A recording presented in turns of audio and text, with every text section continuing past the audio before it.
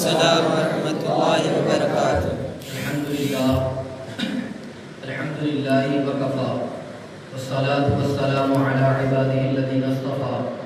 خصوصا علی سیدنا ونبینا وشفیعنا ومولانا احمد المجتبی محمد المصطفى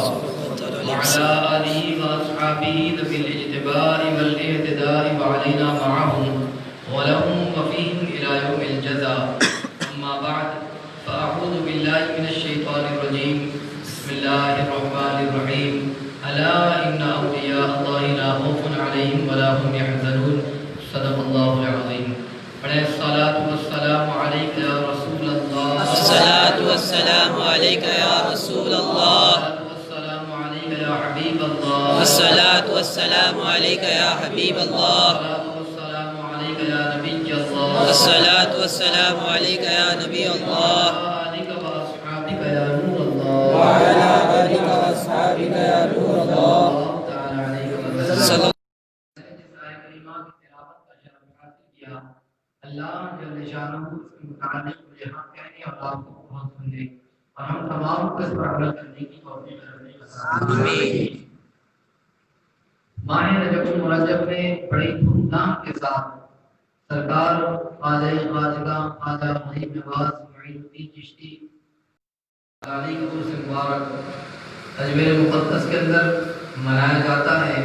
جس میں پوری دنیا سے لوگ شریک ہوتے ہیں، ملک اور بیرون ملک سے آتے ہیں، بارگاہ خواجہ خواجگاں میں خراج عقیدت پیش کرتے ہیں۔ اور صرف چھٹی شریف ہی نہیں بلکہ آج 9ویں تاریخ لگ چکی ہے اور ہم جو ہے آج اپنے یہاں پر سرکار غریب نواز رحمۃ اللہ مولا تبارک و تعالی علیہ کی یاد میں بیٹھے ہیں اور ذکر کر رہے ہیں۔ بلا شبہ اولیاء اللہ کا ذکر، اولیاء اللہ کا تذکرہ، اولیاء اللہ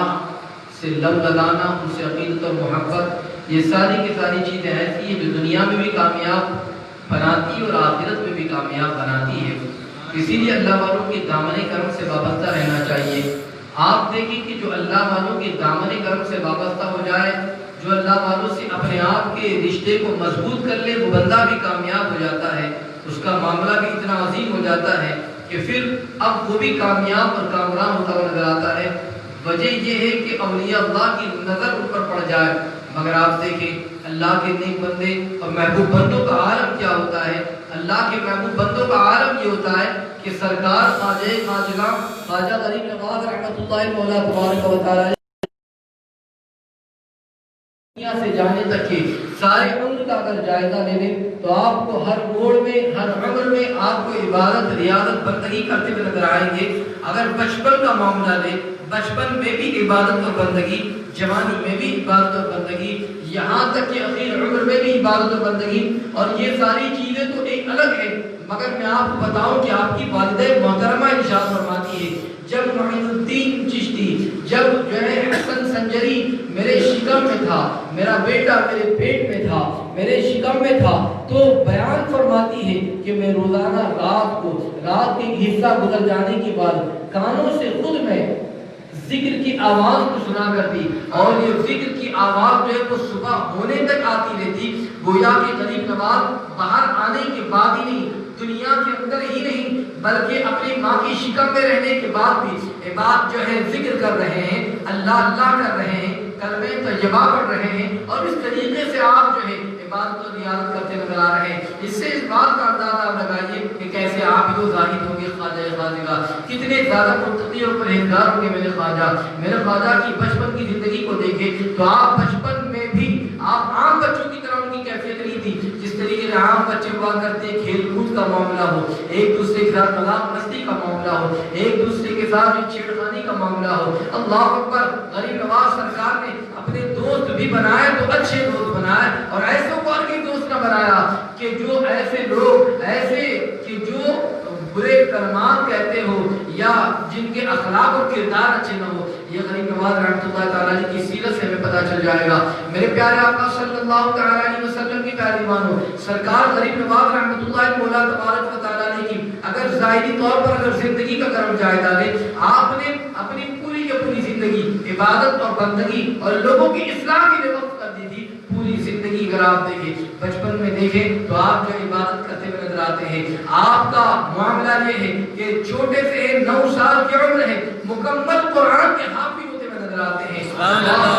15 سال کی عمر ہے، آپ نے طلب علم کے لیے سفر طے فرمایا اور آپ اپنے مقام سے سنجر سے لے کر جو ہے نشاپور کی جانب کا سفر طے کیا۔ اتنا لمبا سفر جو آپ نے طے کیا، وجہ یہ تھی تاکہ علم کو حاصل کرے، دین کی تعلیم کو حاصل کرے، دین کی تعلیم کو حاصل کرنے کے لیے اتنا لمبا سفر طے کیا۔ 5 سال تک اسی ادارے میں رہنے کے بعد آپ نے جو ہے علم صرف حاصل کیا، علم نحو حاصل کیا، فقہ کی تعلیم حاصل کی، اصول فقہ حاصل کی، حدیث اور اس کے ساتھ ساتھ تفسیر اور دیگر جو ہے علوم کو آپ نے حاصل کیا۔ یہاں تک کہ یہ تمام کی تمام علوم و فنون سے آراستہ ہونے کے بعد جب آپ وہاں سے جانے کا قصد کرتے ہیں تو آپ کے استاد نے کہا تھا معین الدین تم ہمارے ادارے ہی میں رہ جاؤ، یہاں پر مدرس ہو جاؤ، یہیں پر بچوں کو پڑھاؤ۔ مگر غریب نے جو ہے بڑی عاجزی کے ساتھ عرض کیا تھا استاد محترم میری منزل ابھی دور ہے، مجھے اور آگے جانا ہے۔ جب آگے جانے کی بات آئی تو پھر استاد محترم حضرت مولانا حسام الدین مدنی علیہ رحمٰن نے ارشاد فرمایا تھا تو پھر میری خواہش ہے اس کی تکمیل کر لو، اور وہ یہ ہے کہ یہاں سے بخارا چلے جاؤ، وہاں شیخ عبداللہ رہتے ہیں، وہ علم تفسیر کے بڑے ماہر ہیں، وہاں جاؤ اور ایک مرتبہ اور تفسیر کا علم سے حاصل کر لو۔ اللہ اکبر، غریب نواز وہاں پر پہنچے اور وہاں پہنچنے کے بعد آپ نے علم تفسیر کو حاصل کیا، 2 سال تک علم تفسیر کو حاصل کرتے رہے۔ یہ پتہ ہے آپ کو جو آپ کے استاد نے جو وقت متعین کیا تفسیر پڑھنے کا، وقت تھا تہجد کی نماز کے بعد کا وقت، تہجد کی نماز کے بعد کا وقت۔ اور آپ کے استاد بیان کرتے ہیں کہ 2 سال کی پوری عمر کے اندر کوئی دن ایسا نہ گزرا ہو جس دن خواجہ خواجگاہ جنہوں نے ناغہ کیا ہو نہ پہنچے ہو، بلکہ وقت سے پہلے وہاں پر حاضر ہو جایا کرتے، یا قرآن کو سمجھنے کا، تفسیر کی تعلیم کو حاصل کرنے کا۔ میرے پیارے آقا صلی اللہ علیہ وسلم کے پیارے دیوانوں، معاملہ یہ ہو گیا ہے کہ جہاں جہاں اجتماعات ہو رہے ہیں، دین کی تعلیم کو سیکھنے کی باتیں ہوتی ہیں، ہمارے پاس وقت نہیں ہوتا ہے۔ آپ دیکھیں طیبہ اسلامی سمر کلاسز کیمپ کا جو ہے سنی دعوت اسلامی کے ذریعے پر جو اہتمام کیے گئے ہیں، مرکز میں بھی اہتمام ہے، دیگر جگہوں پر بھی اہتمام، ہم سے معلوم کر سکتے ہیں۔ آپ مہینوں بھر کا سفر کیا تاکہ علم کو حاصل کریں، ہمیں کہیں دور جانے کی ضرورت نہیں، یہاں سے 10-20 جو ہے کہیں نہ کہیں آپ کو مسجد مل جائے گی جہاں تحریک کا کوئی ہو رہا ہے، اور وہاں پر جو ہے چھٹیوں کے اندر آپ کو اور آپ کے بھائیوں بچوں کو جو ہے وہ تعلیم۔ میں آپ سے خود بھی آئے دوست احباب کو اس کی دعوت دے، ساتھ ہی ساتھ آپ ہی لوگوں کے لیے 21، 22، 23 تاریخ کو جو ہے قافلے کا بھی اہتمام کیا گیا ہے، جہاں پر آپ مرکز کے اندر آ کر جو ہے 3 دن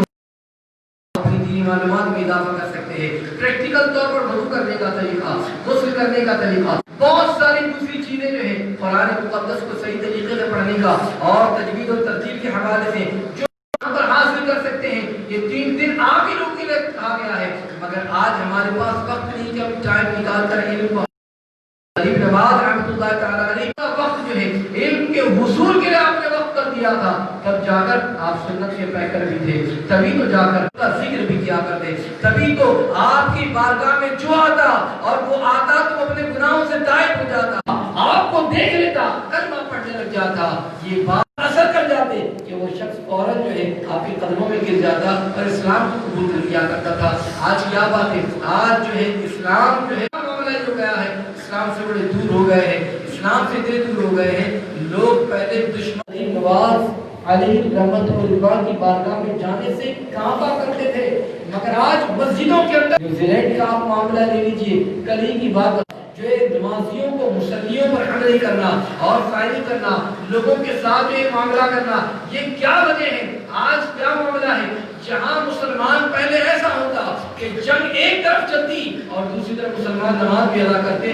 کفار اور باطل جو ہے ان میں یہ مجال جرأت نہ ہوتی کہ ایسے موقع پر بھی وہ حملہ کر سکے۔ کیا بات ہے، آج اس طریقے کے حملے جو ہو رہے ہیں، آج اس طریقے سے مسلمانوں کو جو ٹارچر کیا جا رہا ہے، جو ستایا جا رہا ہے، جو ان کے جو ہے خون کو جو ہے پانی کی طرح بہایا جا رہا ہے،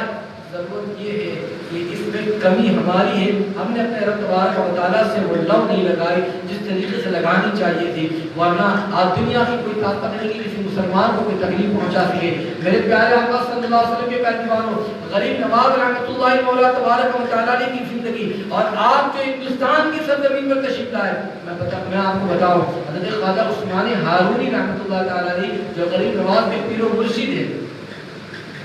آپ جب تشریف لے جاتے راستے میں سفر میں تھے، سفر میں کھانا بنانے کے لیے آگ کی ضرورت محسوس ہوئی، اپنے مریدوں سے فرمایا جاؤ آگ لے کر آؤ۔ مرید گئے، دیکھا کہ تھوڑی دوری پر آگ جل رہی ہے، فوری وہاں پر پہنچے تاکہ وہاں سے تھوڑی آگ لائے، کھانا تیار ہو، اس لیے کہ سفر کی صعوبتیں، تھکاوٹ بھی لگی ہوئی ہے، بھوک بھی لگی ہوئی ہے۔ جب وہاں پر پہنچے دیکھا کہ وہ لوگ آگ کو پوج رہے ہیں، آگ کو سجدہ کر رہے ہیں، آگ کی عبادت اور پرستش کر رہے ہیں۔ ان مریدوں نے کہا کہ ہمارے پیر صاحب نے حکم دیا کہ تھوڑی سی آگ دے دو تاکہ ہم کھانا بنا لیں۔ اللہ اکبر، انہوں نے کہا کسی کو دیتا ہے، ہم تو اس کی عبادت کرتے، بندگی کرتے، پوجا کرتے اور ہم تمہیں دیتے۔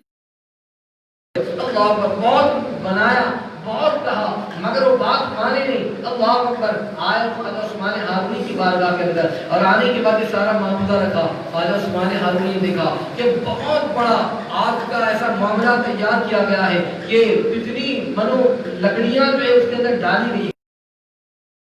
مگر کچھ جو ہے تیار نہیں ہے۔ جب اس طریقے کی باتیں بھی دیکھیں والوں کی زبان میں جو اثر ہوا کرتا ہے، اللہ والوں کی، خواجہ عثمان ہارونی رحمۃ اللہ تعالی نے ان سے فرمایا کہ تم لوگ تھوڑی سی آگ دے دو تاکہ جو ہے کھانا بنا لیں۔ انہوں نے کہا کہ نہیں، ہم تو اس کی پوجا کرتے ہیں، عبادت ایسی بات ہے تو آؤ تم بھی اپنا ہاتھ ڈالو، میں بھی اپنا ہاتھ، دیکھتا ہوں کہ آگ کس کو جلاتی ہے کس کو نہیں جلاتی۔ وہ تو جلا دے گی، آپ نے فرمایا مگر میرے بیٹے کو بھی لے گیا، میرے لخت جگر کو آگ کے اندر چلے گئے۔ لوگ جو دیکھ کر حیران کہ پتہ نہیں کہاں چلے گئے۔ بہت دیر گزر گئی، خواجہ عثمان یہاں پر گولی گولی کا سما بنا ہوا ہے کہ میرا بچہ چلا گیا، میرا بچہ چلا گیا۔ اللہ اکبر، بہت دیر گود میں اس کے بچہ بھی موجود ہے، گود میں بچہ موجود ہے، ہنس رہا ہے، خوش ہو رہا ہے۔ اب آگ میں نہیں، مجھے تو باغ میں لے کر گئے، یہ آگ نہیں تھی، یہ تو باغ تھا اور وہاں پر طرح طرح کی قسم قسم کے میوے تھے۔ میں مزے سے میوے کھا رہا تھا، مجھے کھلایا جا رہا تھا، وہاں آگ کا تو کوئی معاملہ ہی نہیں۔ دیکھ کر حیران ہو گئے۔ اللہ پر خواجہ عثمان ہارونی نے اپنے ان کے بیٹے کو اس کے حوالے کیا اور اس کے بعد جو ہے ان سے فرمایا کیا تم لوگ بھی چاہتے ہو اس باغ میں جانا؟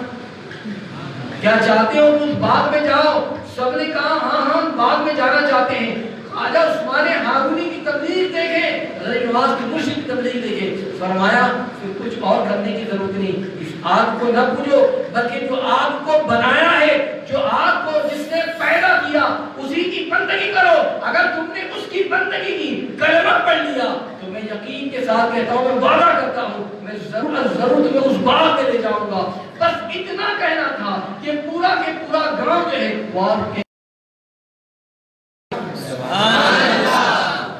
اللہ والوں کی نصیحتیں ہوا کرتے ہیں۔ اللہ عام عطا فرمایا تھا، یہ رتبہ عطا فرمایا تھا، ایک عام اور ایک لمحے کے اندر پورا کے پورا گاؤں شہر جو ہے وہ اسلام کے آغوش میں آ جاتا۔ آج کیا بات ہے کہ آج ہم سے مسلمان ہی کیا آج ہم نے آقا فراموش کر دیا۔ وجہ یہ ہے کہ آج ہم نے اسلام پسے پشت ڈال دیا اسلام کی پیروی والوں۔ اس لیے ضرورت یہ ہے کہ آج ہم اپنی اصلاح کوشش کریں اور اپنے آپ کو بڑا ہی اچھا موقع ہے کہ سنی دعوت اسلامی کے ذریعے 21 22 23 نوری قافلے کا انتظام کیا گیا ہے، ساری چیزوں کا اہتمام آپ کے لیے کیا گیا ہے۔ ضرورت یہ ہے کہ آپ ہمارے بعد جاوید بھائی باہر رہیں گے، میں آپ سے کہوں گا کہ آپ جاتے جاتے جو بھی اس میں شامل ہونا چاہتے ہیں، اتنے لوگ شریک ہوئے تو ان کا انتظام باقاعدہ طور پر کر سکیں۔